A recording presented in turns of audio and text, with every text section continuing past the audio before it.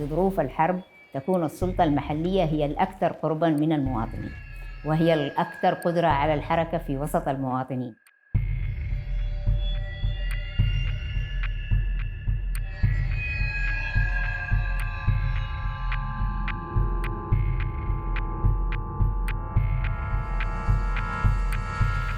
السلطة المحلية هي تستطيع أولاً أن تسد فراغ الدولة، وتستطيع أن تبعث على الثقة ما بين المواطن والسلطة المحلية، وتستطيع أن توجد نوع من الموائمة في خدمة المجتمع يلتقي عندها كل أطراف المجتمع من سلطة محلية ومجتمع مدني.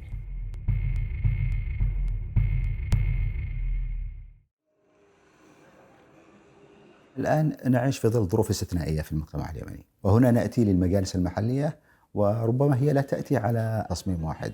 لدينا على سبيل المثال مجالس محلية في إطار مناطق ومحافظات محررة، لدينا مجالس محلية على سبيل المثال في إطار محافظات تخضع لسلطة الأمر الواقع، لدينا سلطات محلية في ظل مجتمعات تشهد حروب مستمرة.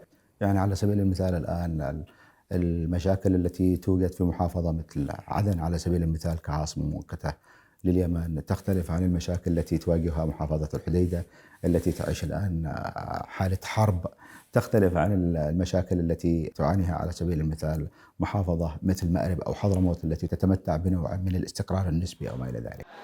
هناك الآن تحديات ظهرت، يعني مشكلة النازحين، مشكلة العجز عن تقديم الخدمات الأساسية، مشكلة عدم القدرة على التحصيل الإيرادات العامة، عدم القدرة على دفع المرتبات على سبيل المثال من خلال العجز على مستوى السلطة المركزية. هذه كلها تنعكس بشكل أو بآخر على أداء السلطة المحلية وتفاقم من حجم التحديات التي تواجهها.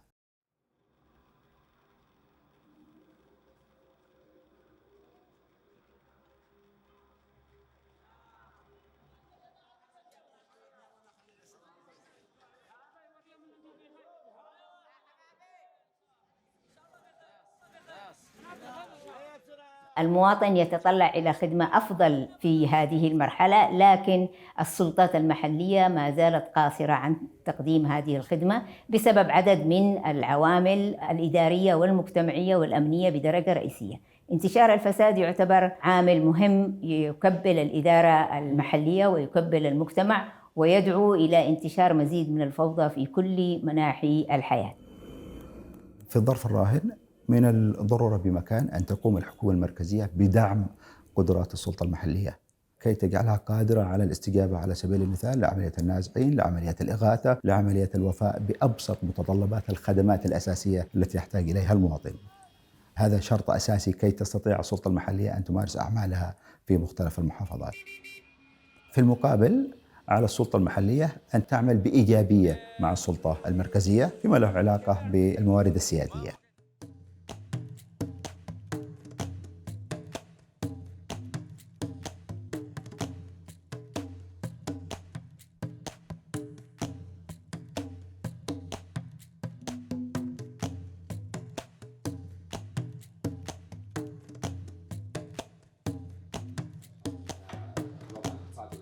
غياب السلطة العليا عن إدارة السلطة المحلية في المحافظات والمديريات لا يمكن لنا أن نقف أمامها كعائق رئيسي، فمن الممكن أن يكون للمجتمع الدولي دور كبير في تنمية القدرات البشرية ورفع مستوى الأداء لدى هذه السلطة المحلية.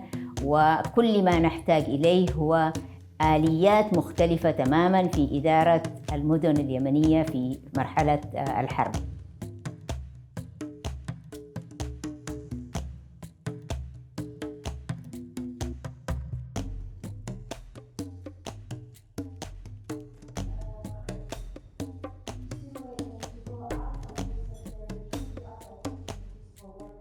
المجالس المحلية في الوقت الراهن تعاني من ضعف حين نتحدث عن دور محوري للسلطة المحلية. لا يعني أن السلطة المحلية تتمتع بالقوة الكاملة التي تمكنها من القيام بالوظائف الأساسية أو بالمهام الأساسية، لكن هي الآن الصيغة التي تتواجد لدينا في الميدان.